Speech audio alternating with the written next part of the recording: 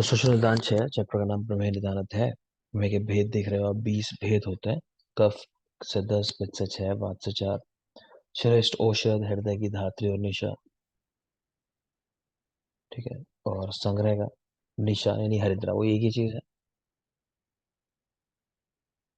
ठीक है, एक ही बात है, संग्रह का निशा या हरिद्रा। और हृदय का धात्री और निशा, वहां दो चीजें हैं। चरक प्रमेय अनुसंज्ञा नाम जानते हो। मधुकोश का श्लोक है, ज्वर तिल दुष्यतम प्रमेय तिल दुष्यता रक्त कुल में प्राणतम सुख साध्य लक्षणम। निदान पे आ जाओ। जो चरक वाला निदान है वो जरूरी है, वो श्लोक याद होना चाहिए। आस सुखम स्वप्न सुखम गति निग्राम पयासी वाला। बाकी यहाँ देख लो, दिवस और अव्यायाम आलस्य प्रसक्तम शीत स्निग्ध मधुर ऐसे द्रव्यों का सेवन करना, मेदवर्धक और द्रव अनपान, ये थोड़ा ध्यान रखना। द्रव, ये वर्ड ध्यान रखना कि द्रव अनपान का सेवन, तो ये भी निदान में है इसका। भाव प्रकाश योग रत्नाकर कि प्रत्येक मास रजा होने से स्त्रियों को प्रमेय नहीं होता, शरीर की धातुएं शुद्ध हो जाती हैं। बाकी डरन मधुकोश की अदा सुनने का ठीक नहीं है बातें। तो ये मेनली याद रखोगे, भाव प्रकाश योग रत्नाकर जिन्होंने अलग बात कही। चरक का श्लोक लिखा है निदान वाला, ये आपको याद ही होगा, आसे सुखम स्वप्न सुखम, तो देख लेंगे एक बार इसको। संप्राप्ति देख लो, अपरिपक्व दोष जो है वात पित्त कफ और साथ में मेद, ये मिलके बस्ती मुख में चले जाते हैं और ये रोग उत्पन्न करते हैं। तो मेनली पूछा है प्रमेय कहाँ की व्याधि है, तो इसको मूत्र मार्ग की व्याधि हम लोग कंसिडर करते हैं, वो बात है।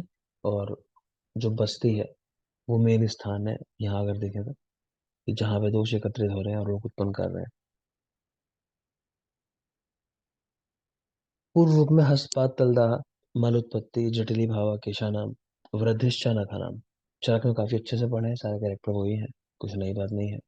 हस्तपात तल में दाह हो रहा है, केश का जटिली भाव देखा था हम लोगों ने, और वृद्धिश्चा नखा नाम, वहां भी लिखा था केश नख वृद्धि है, तो यहाँ भी लिखा है वृद्धिश्चा नखा नाम। सामान्य लक्षण सुश्रुत तत्र आविल प्रभुत लक्षण वाग्भट का सामान्यम लक्षण तेषाम, तो हम देखा था कि सामान्य लक्षण वाग्भट का है, दूसरा श्लोक सुश्रुत का है। सभी प्रमेय और प्रमेय पढ़काएं तीनों दोषों की वजह से होती है, ऐसा हमने प्रमेय में भी देखा है, चरक में भी ध्यान आ रहा होगा आपको, कुष्ठ में भी देखा है ना, इवन राज्यक्ष में भी देखा है।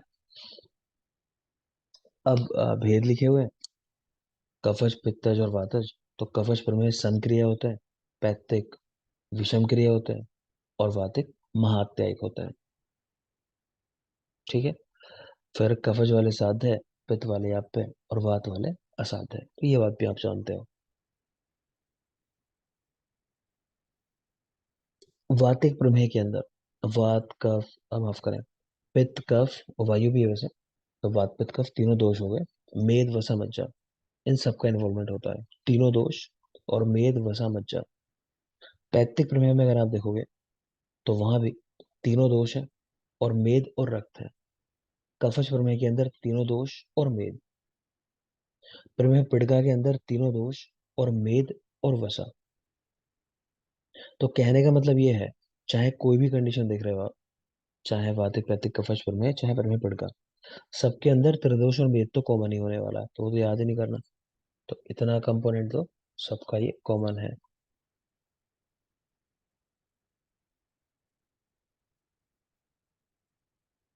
ठीक है ना। तो अलग क्या रह जाता है, वातिक प्रमेय में देखोगे तो वसा और मज्जा।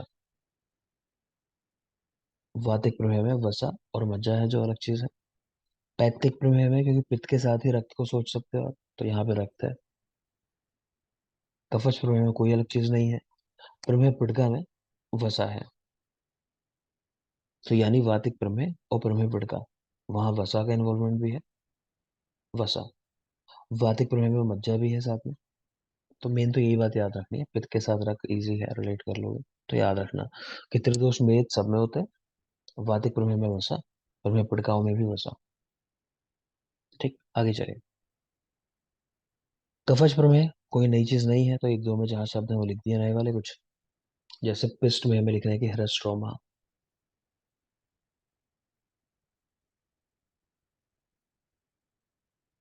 तो रोमांच होना मतलब त्वचा में, हाँ, हेयर में, तो हेरस्ट्रोम। तो पिस्ट हेरस्ट, तो वर्ड कैच कर सकते हो एक जैसे लग रहा है। है ना, साउंड जैसा कर रहे हैं, पिस्ट हिरस्ट, तो इजीली कैच हो जाता है। फेन में ही में रटना नहीं है, बस लिखा है स्तोकम स्तोकम साफेनम, फेन में ही, कि बार बार फेन के साथ मूत्र का त्याग हो, तो इजी है, तो रटना ही नहीं है। पैतृक प्रमेय में नील में देख लोगे, साफेनम अच्छम, तो क्योंकि इसमें फेन शब्द आ गया, तो फेन में ही के साथ कंफ्यूज ना हो इसलिए लिखा हुआ है कि नील में ही कैसे, फेन के साथ अच्छ, मूत्र त्याग मतलब शुद्ध वाटर के कलर का मूत्र त्याग होना। हरिद्रा में सादाहम, दाह के साथ, कोई जरूरी बात नहीं है, मैंने बस लिख दिया है, कहीं पूछे नहीं जाते, मुझे जो अलग लगे थोड़ी क्यों देख के मैंने लिख दिया जबरदस्ती। पर मैं पिड़का पे आ जाऊँ, विंता के बारे में आप सारी चीज जरूरी ऑलरेडी जानते हो, कि नील वर्ण की है, पृष्ठ उदर पे होती है, तो वही जरूरी है। यहाँ पे लिखा है महता महती पिड़का नीला। पुत्रिणी, महत्य अल्पाचिता, कि एक बड़ी पिड़का है, उसके चारों तरफ छोटी छोटी पिड़काएं हैं, तो यह है पुत्रिणी। ये देख सकते हो, महत्य अल्पाचिता। विदारी का तो विदारी का अनुवाद वर्तकट है, रटना ही नहीं है।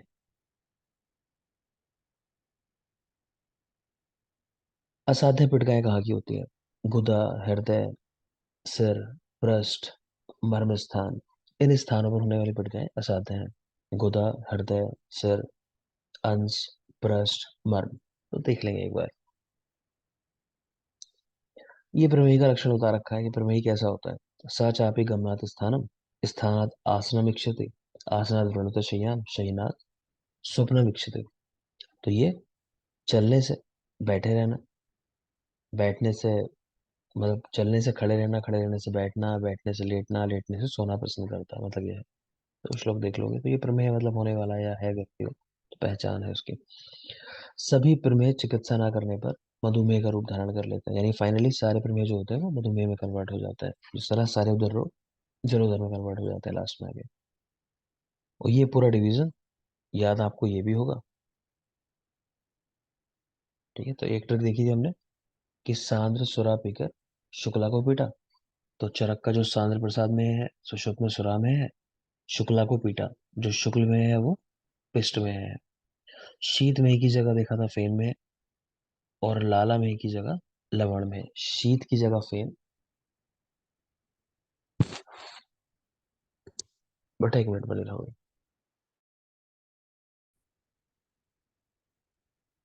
तो जो मैंने कहा कि सांद्र सुरा पीकर शुक्ला को पीटा, सांद्र प्रसाद में है, उसकी जगह सुरा में है, शुक्ल में की जगह पिष्ट में है, बाकी शीत में की जगह फेन में है, और लाला में की जगह लवण में है।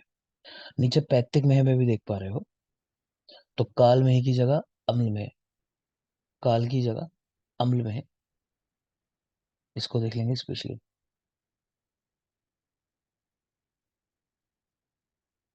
ठीक है, बाकी तो कोई ऐसा डिफरेंस में है नहीं। और लास्ट में आ जाओगे वातज जो प्रमेय है, उनमें मज्जा में ही की जगह सर्पी में है, सुश्रुत में मज्जा में ही की जगह सर्पी में, और लास्ट में मधुमेह या ओजोमेह की जगह शोद्र में है।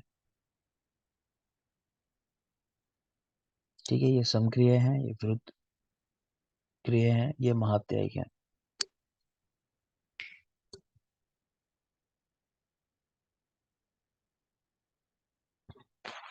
आगे देखते हैं।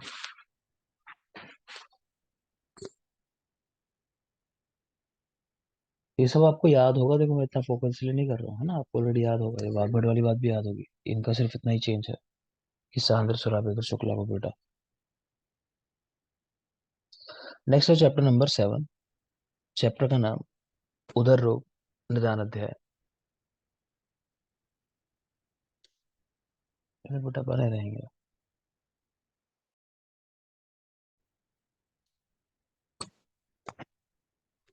आज इसके बेटे की आंख खुल गई जरा यार सुबह, और ये पढ़ने बैठ गया, देखो ये पढ़ रहा है, इधर पढ़ने का मन नहीं होता और ये बैठ गया पढ़ने के लिए, मान नहीं रहा, पेन पेंसिल लेके घूम रहा है सुबह से। देखो चलो, चैप्टर नंबर 7 है उदर रोग विज्ञान। तो उदर रोगों की संख्या 8 होती है, उदर रोग 8।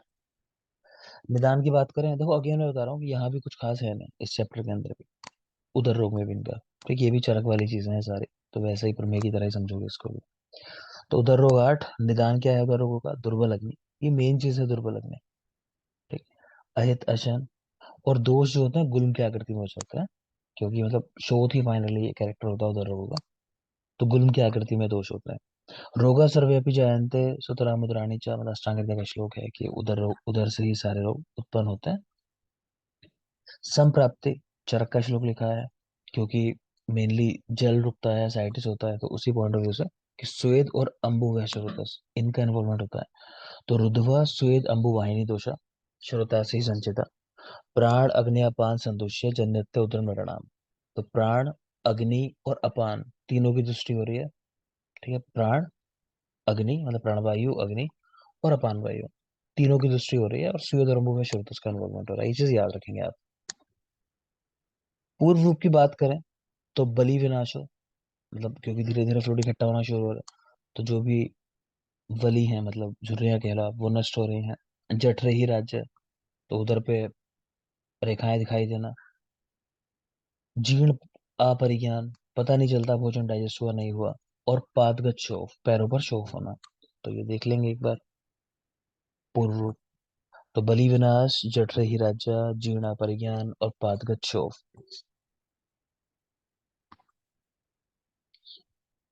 वातोदर देखो, उसमें कह रहे हैं कृष्ण सराय बनाते हैं। चरक में आपको ध्यान आ रहा होगा, वातोदर में कैरेक्टर बताया होगा अधोगुरुतु, वो जरूरी है, वो याद रखना है आपको। ठीक है। पैतिक उदर रोग, आज चिर अभिवृद्धि की देर नहीं लगती रोग बढ़ने में। कफज में कह रहे हैं चिर अभिवृद्धि, देर में रोग बढ़ता है। सन्निपातिक उदर रोग, इसको दूष्य उदर या नीचे उदर कहते हैं, ये जरूरी बात है, पढ़ा चरक में भी चुका हूँ। और इसमें क्या होता है कि स्त्रियां अन्न पान में नख रोम आदि मिलाकर खिला दें, उसकी वजह से हो जाता है। गर्विश, दूषी विष, इनके सेवन से होता है। और शीत और अभ्र आने पर, यानी जब मौसम बदलता है, शीत सा ठंडा मौसम होगा या फिर आकाश में बादल आएंगे, तब ये कुपित हो जाएगा। तो सन्निपातिक उदर रोग सबसे जरूरी है, ये आपको याद होना चाहिए। दूसरी उदर, नीचे उदर इसको कहते हैं। स्त्री अनपान में नख रोम आदि लगा खिला दें, दुष्ट विषि विष उसके सेवन से। और जब आकाश में अभ्र आ जाए या फिर शीतलता हो, तब ये कुपित होता है। नेक्स्ट है प्लीहोदर। दोष लिखे हैं कफ रक्त, वाम पार्श्व में वृद्धि होती है, प्लीहा आप जानते हो लेफ्ट साइड में होती है। क्षीण बल अति पांडु, तो प्लीहा का संबंध आप जानते भी हो एनीमिया के साथ होता है, कि ब्लड सेल्स का टूटना यहाँ ज्यादा होता है, तो वाली बात कहना है कि कोई ऐसी कंडीशन रही होगी जिसकी वजह से पांडुता भी हो रही होगी। चरक ने शोध को जो लिखा है कच्छप संस्थानम, तो कछुए के पृष्ठ के समान शोध दिखाई देता है, हार्ड थोड़ा, ऐसा शब्द लिखा। ये ज्यादा जरूरी है, कच्छप संस्थान शोध कहाँ मिलता है। नेक्स्ट है यकृत दाल्युदर, मतलब यकृत की वृद्धि होना। तो डलहंड है यकृत को कालखंड का, आप जानते हो कालखंड या कालखंड दोनों शब्द मिलता है। नेक्स्ट बद गुदोदर। अब आपको ध्यान आ रहा होगा, एक कंडीशन थी श्राव्य उदर रोग मतलब परिश्राव्य उदर, और एक है बद गुदोदर। इनमें शोध कहाँ मिलता है? तो बद गुदोदर में शोध जो मिलता है वो हृदय और नाभि के मध्य में वृद्धि हो रही है, और परिश्राव्य उदर रोग में नाभि के नीचे वृद्धि होती है। ये बात हम कर चुके हैं पहले भी। ठीक है, तो बद गुदोदर में हृदय और नाभि के मध्य वृद्धि, ये जरूरी बात है, सवाल इसी पे आता है। और परिश्राव्य उदर रोग में नाभि के नीचे उदर में वृद्धि होती है। प्लस एक और पॉइंट देखा था हम लोगों ने कि गुदा से श्राव कहाँ होता है। तो सुश्रुत ने लिखा है परिश्राव्य उदर रोग में गुदा से श्राव होना, और चरक ने लिखा है जलोदर में। ये सब बातें चरक के टाइम में डिस्कस हो चुकी हैं, तो खैर अब देख लो। एक मिनट। हम्म, तो परिश्रावी बदबूदार, माफ करें, हृदय नाभि के मध्य वृद्धि।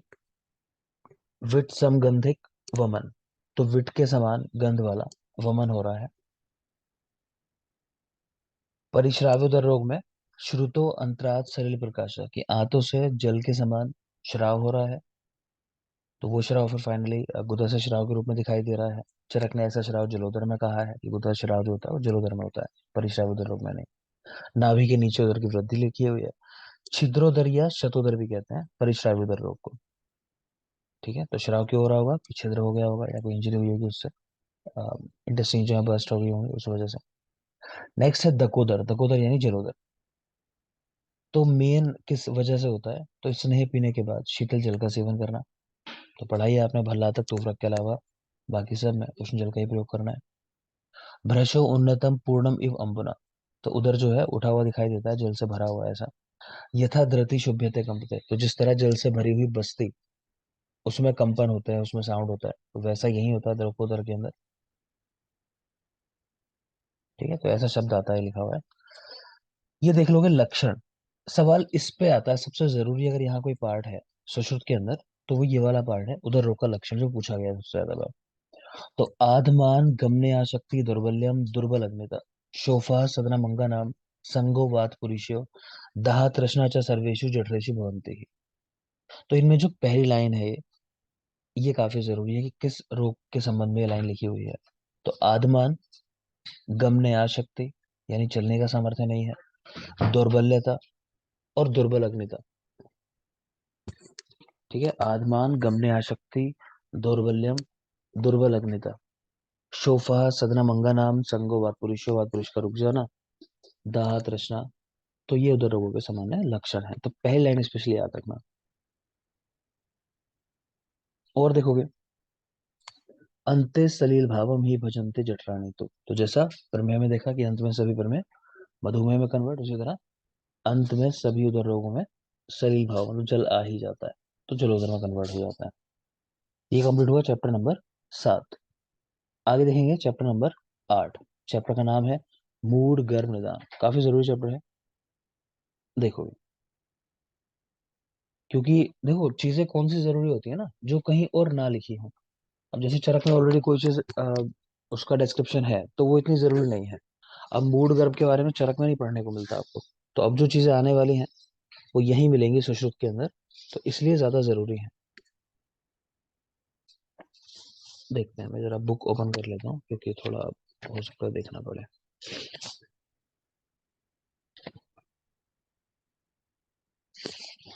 हम्म, देखिए, सबसे पहले तो मूड गर्भ का निदान। तो मूड गर्भ समझते हो क्या होता है? कि एक तो नॉर्मल जो हम बात कर रहे हैं कि गर्भ का स्वभाव होता है कि पहले ऊपर की ओर मुख करके रहता है, बाद में परिवृत्त आवाक से कि वायु की वजह से चेहरा नीचे की ओर घूम जाता है और प्रसव हो जाता है ना, वो सब नॉर्मल बात है। जब वो सब ना हो, तब उसको मूड गर्भ कहते हैं, मतलब है ना, कि जब डिलीवरी इजीली नहीं हो रही है, कोई समस्या आ रही है, तो वो सब चीजें मूड गर्भ में आ जाते हैं। तो देखोगे हेतु क्या है इसका, तो कह रहे हैं अभिघात आदि, कि गिर जाए, है ना, स्त्री कुछ ऐसा हो जाए तो उसकी वजह से। तो अभिघात मेन कारण ये है।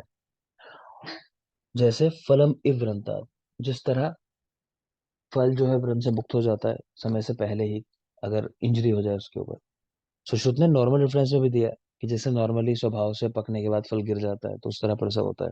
फिर यहाँ पे भी दे दिया कि जिस तरह फल को आप समय से पहले विघात अगर कर दो, है ना, पत्थर फेंक के मार दो, कुछ कर दो, तो इंजरी होगी तो गिर जाएगा। उसी तरह यहाँ भी समय से पहले ही ये गर्भ जो है मान लो प्रसव के लिए प्रेरित हो गया, तो वो ठीक कंडीशन नहीं है, वो मूड गर्भ में आएगी। ये भेल का पॉइंट भी पढ़ चुके हो आप पहले, कि पुरुष का स्त्री स्वर, स्त्री का पुरुष स्वर, और आम गर्भ की ज्योति, ये सब गर्भ आपत्ति के कारण होता है ना। तो ये भी देख लेना। लक्षणों में आ जाओ, कि क्या पहचान है कि अच्छा अब जो है प्रसव हो सकता है समय के पहले, या कोई समस्या आ गई है। तो तस्य जठर संशोभात वायु अपानो मूढ़ा। कह रहे हैं जठर पे जो संक्षोभ हुआ, जो इंजरी हुई, उसकी वजह से अपान वायु जो है वो मूड हो जाती है, जो नॉर्मल जो फंक्शन को करना चाहिए इस तरह, उस तरह नहीं करती है।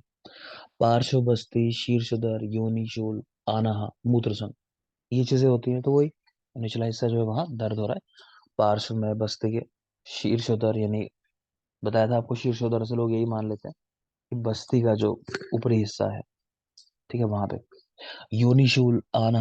और ये ध्यान रखोगे, मूत्र संग हो जाना, ये जरूरी बात है। सबसे जरूरी बातों में से एक है मूत्र संग होना। शोणित श्राव होता है, ठीक है, ये भी मेन बात है, शोणित का श्राव होना, इंजरी हुई तो। ठीक है, फिर कदाचित विवृद्धम, कि कभी कभी साइज जो है बड़ा हुआ दिखता है एकदम से, मतलब ऐसा कि हाँ कि प्रसव होने वाला है, कभी ऐसा कि नहीं। असम्यक आगतम अपत्य पथम अनुप्राप्ति निरस्यमानम विगुण अपानम सम्मोहितम गर्भम मूढ़ गर्भम इत्याचक्षते।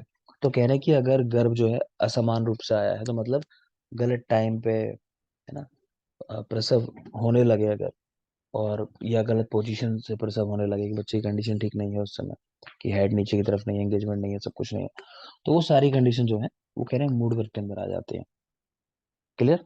तो इनमें मेन बात क्या है? मूत्र संग होना। तो इसको आप याद रखोगे, मूत्र संग। और कहते किसे मूड गर्भ, कि जब जो नॉर्मल नियम है प्रसव के वो ना फॉलो हो, उसके अलावा जो भी हो तो वो मूड गर्भ कहलाएगा। सुश्रुत ने कहा कि 4 मास तक इसको गर्भ श्राव कहते हैं। आ चतुर्थ तत्व मासत प्रसवित गर्भ विद्रव। और इसके बाद जब स्त्री शरीर का पात होता है 5 छठे आदि महीनों में, तो उसको गर्भपात कहा जाता है। डलहन की बात करें, उन्होंने लिखा कि सर्व अवयव संपूर्ण, कि मूड गर्भ जो होता है कैसा होता है, कि अब बच्चे के सारे अंग बन चुके हैं, यानी अर्ली स्टेज नहीं है ये काफी बाद की स्टेज है, कि सर्व अवयव संपूर्ण हो चुके हैं बच्चे के, मन बुद्धि आदि से युक्त है, तथा विगुण अपान से समूढ़ गर्भ है, उसको मूढ़ गर्भ कहते हैं। तो मतलब इन्होंने एक ही बात कही कि मूढ़ गर्भ का मतलब ये है कि वायु प्रॉपर फंक्शन नहीं कर रही है ना। बाकी बच्चा जो है वो ये नहीं है कि बहुत अर्ली टाइम हो, कि 1 2 3 4 महीने का सोचो आप, कि बच्चा जो है पूरा बन चुका है, उसके अंग प्रत्यंग सब डेवलप है, बस प्रसव ठीक से नहीं होगा, तो वो कंडीशन है मूढ़ गर्भ। चलिए,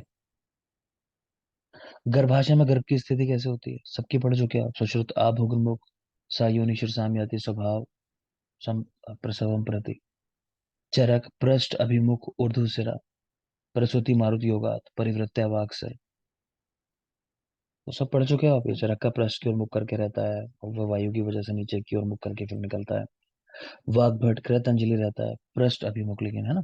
तो पृष्ठ अभिमुख ललाटे कृत अंजिला अंजलि। दक्षिण भाग में होगा गर्भ तो मेल संतान होने वाली है, वाम में होगा तो स्त्री, और मध्य में होगी तो नपुंसक। इतनी बात हम पढ़ चुके हैं। अब देखो यहाँ से स्पेशल बातें हैं सुश्रुत की दोबारा। तो मूड गर्भ के कितने भेद होते हैं पूछे जाता है। तो मूड गर्भ के 4 भेद: कील, प्रतिखुर, बीजक और परिक।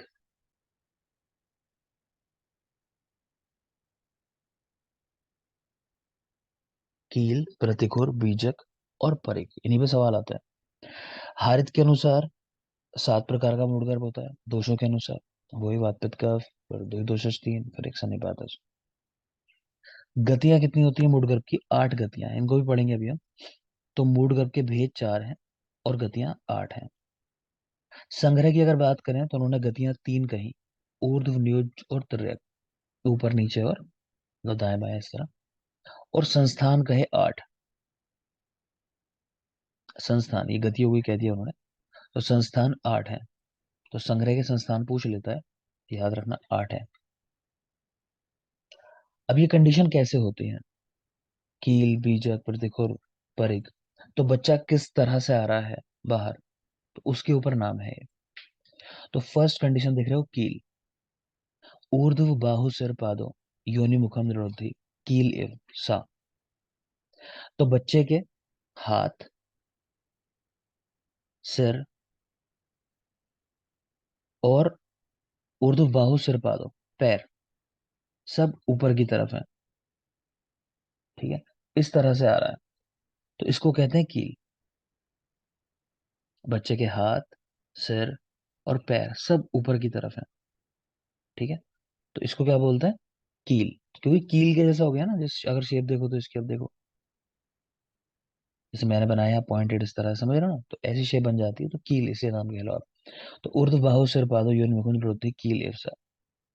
तो माधव ने इसी को संकीलक कह दिया। मेन बात याद रखनी है, हाथ पैर सिर ऊपर की तरफ है, तो मतलब इजीली अब प्रसव होगा नहीं, तो बच्चे का हेड जैसे नीचे होना चाहिए, आप जानते हो, ठीक है ना। दूसरा है प्रतिकुर, निसरत हस्तपाद सिर काय संगी। तो इस बच्चे में क्या है, इसका सिर बाहर आ गया, हाथ बाहर आ गए, पैर भी बाहर आ गए, लेकिन जो मिडिल बॉडी है मतलब शरीर वो अंदर है। तो कुछ ऐसी कंडीशन, ठीक है। तो प्रतिकूल, निसरत हस्तपाद सिर, हाथ पैर सिर सब बाहर आ गए, लेकिन काय संगी, शरीर अंदर रुका हुआ है, तो ये कंडीशन है प्रतिकूल। कह रहे खुर शब्द जो है उससे क्या मतलब है, तो जो नेल होते हैं ना मेनली, उनके लिए खुर इस्तेमाल होता है। जानवरों में आप देखोगे कि उनके खुर बहुत बढ़ रहे हैं, उनके कटवाने पड़ते हैं, कोई गांव संबंधित होता तो उनको खुर बोलते हैं, हूफ जिनको बोल देते हैं, हूफ उनके। तो वैसे ही हाथ, क्योंकि हाथ और पैर बाहर आ गए हैं, तो मतलब वो खुर जैसे दिखाई देते हैं, तो ये कह रहे हैं इसलिए इसका नाम प्रतिखुर रखा हुआ है। खुर शब्देन हस्तपाद, ठीक है, विजय रक्षित ने कहा बुद्धि हते। खुर शब्द से हस्तपाद समझना चाहिए, हाथ पैर। नेक्स्ट है बीजक। निर्गच्छते एक शिरोभुजा सा बीज कहा, कि एक मतलब सिर तो एक ही होता है, एक हाथ और सिर, इससे बच्चा बाहर आ जाए, ऐसे है ना, एक हाथ अंदर है, बाकी बॉडी भी अंदर है, इस तरह कि सिर और एक हाथ ये बाहर आ गए हैं, तो इसको बोलते हैं बीजक। तो शक्तिमान की तरह में इसको याद रखने का भूल जाओ तो बीजक, जैसे शक्तिमान एक हाथ है ना, उड़ता था वो। तो निर्गछत्ते एक शिरोभुजा सा बीज कहा। माधव ने, भाव प्रकाश ने, योग रत्नाकर ने क्या कह दिया कि नहीं एक हाथ नहीं दोनों हाथ से आए, भुज द्वय सिरा, साचा बीजक आख्या, ये दोनों हाथ बाहर आ जाए बच्चे के, तो उनकी कंडीशन ऐसी हो जाएगी, हाथ जो है हटा दो, यहाँ लगा दो इसको बाहर, तो दोनों हाथ बाहर आ गए, तो ये माधव भाव प्रकाश योग रत्नाकर की बात है। ठीक है। अगली कंडीशन है बेटा परिघ। परिघ इव योनि मुखम आवृत्य तिष्ठते सा परिघ। तो परिघ के समान योनि मुख का आवरण कर ले। तो परिघ क्या है कि दरवाजे को रोकने के लिए पीछे जो है वो खींच के एक देखते थे अंदर डंडा सा रहता था एक बहुत हैवी लकड़ी का, उसको बाहर खींचते थे, दरवाजे पे सपोर्ट लगा दिया करते थे, गेट दरवाजा खुलता नहीं फिर उसकी वजह से। तो कहने का मतलब ये है कि कुछ इस तरह से योनि मुख का आवरण कर ले। ठीक है, मतलब बिल्कुल ट्रांसवर्स पोजीशन में आ गया बच्चा, तो हाथ पैर से कुछ भी बाहर नहीं आ पाएगा उसका, कहने का मतलब ये है। तो ये परिघ से मतलब है कि बिल्कुल स्ट्रेट इस तरह। तो परिघ एव योनि मुखम आवृत्य तिष्ठते सा परिघ, तो उसको बोलते हैं परिघ। तो चारों कंडीशन एक बार अगर बताऊं तो पहली कंडीशन देखिए आपने संकीलक। तो संकीलक भैया कीलक में हमने देखा बच्चे का सिर, ठीक है, उसके हाथ, उसके पैर सब ऊपर की ओर है, तो ये कंडीशन है परिघ। दूसरी कंडीशन देखिए हमने, माफ करें कील, मैं कील बता रहा था, फर्स्ट कंडीशन। दूसरी प्रतिखुर। प्रतिखुर में क्या है कि बच्चे का सिर, बच्चे के हाथ, बच्चे के पैर सब बाहर आ गए। तीसरी कंडीशन थी बीजक। तो बीजक के अंदर क्या हो रहा है, बच्चे का हाथ और सिर ये बाहर आ गए, बाकी काय और पैर ये अंदर है। लेकिन इसी को आप देखोगे माधव भाव प्रकाश योग रत्नाकर, उनके अनुसार बीजक में क्या है कि दोनों हाथ बाहर आ जाते हैं। और लास्ट कंडीशन है परिघ। परिघ में क्या है कि बच्चा पूरा का पूरा, मतलब उसका जो शरीर है वो अंदर की तरफ है, ऐसा मान लो। ठीक है ना, तो इनको समझ लेना, रटना ही है फाइनली आपको। आगे देखते हैं। कह रहा स्टांग हृदय ने सामान्य वर्णन में कहीं भी मूड गर्भ की गतियों का उल्लेख नहीं किया, लेकिन दो पॉइंट देखोगे, एक है हस्त पाद सिर से योनि मुख में अवतरित हो बालक, और दूसरा जिसका एक पैर योनि में और दूसरा गुद मार्ग से निकलता हो। तो इन दो गतियों को विषकम कहा, और ये दोनों गतियां कहा शस्त्र साध्य है, मतलब इसमें नॉर्मल नहीं हो पाएगी डिलीवरी, कि शल्य चिकित्सा करनी पड़ेगी। कौन कौन सी, हाथ पैर सिर, इनसे योनि मुख में अवतरित हो, हस्त पाद और सिर। तो ये लगभग वो वाली कंडीशन हो गई प्रतिखुर, क्योंकि हाथ पैर और सिर तीनों ये आ गए हैं, है ना, तो इनसे योनि मुख में अवतरित हो। दूसरा कह रहे हैं कि एक पैर योनि में और दूसरा गुद मार्ग से निकलता हो, तो ये कंडीशन भी। क्या कहा है इनको, विषकम, वर्ड ध्यान रखना। और ये दोनों गतियां शस्त्र साधना है, ये भी याद रखना, शल्य चिकित्सा करनी पड़ेगी। और दूसरी बात है कि यही दोनों गतियां जो हैं, सुश्रुत ने जो 8 गतियां बता रखी हैं उनमें लास्ट की 2 गतियां हैं। तो क्वेश्चन ऐसे भी आ जाता है कि सुश्रुत की कौन सी गतियों को विषकंभ कहा है, तो अंतिम 2 गतियों को, ऐसा भी याद रखना, लिख लो आगे यहीं पे कि सुश्रुत की अंतिम 2 गतियां, ऐसा करें। ठीक है, आगे देखिए। सुश्रुत ने आगे कमेंट किया कि भाई ये जो हम कह रहे हैं कि 4 प्रकार का होता है मूड गर्भ या 8 गतियां होती हैं उन सभी के लिए, कह रहे ये बात कुछ खास ठीक नहीं है, क्योंकि अगर चार भेद ही कहें तो गर्भ फिक्स तो नहीं है कि इन चार पोजीशन में ही आता है, गलत तरीके से कई बार कंडीशन थोड़ी अलग भी मिलती हैं।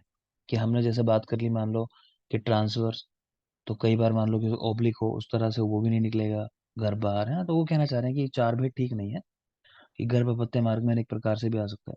तो उस तरह अगर देखो तो ये भेद असंख्य हो जाते हैं। ठीक है, आगे चलिए। अष्टांग संग्रह, उन्होंने संकल्प या संघ बताए तीन। अष्टांग संग्रह ने तीन संकल्प या संघ बताए, जैसे संस्थान बताया उन्होंने आठ, उसी तरह संकल्प या संघ बताए तीन। संघ का मतलब यह है कि बच्चा कहाँ कहाँ रुक सकता है, मतलब क्या चीजें हैं जो ऑब्स्ट्रक्शन कर सकते हैं कि प्रसव नहीं हो रहा है।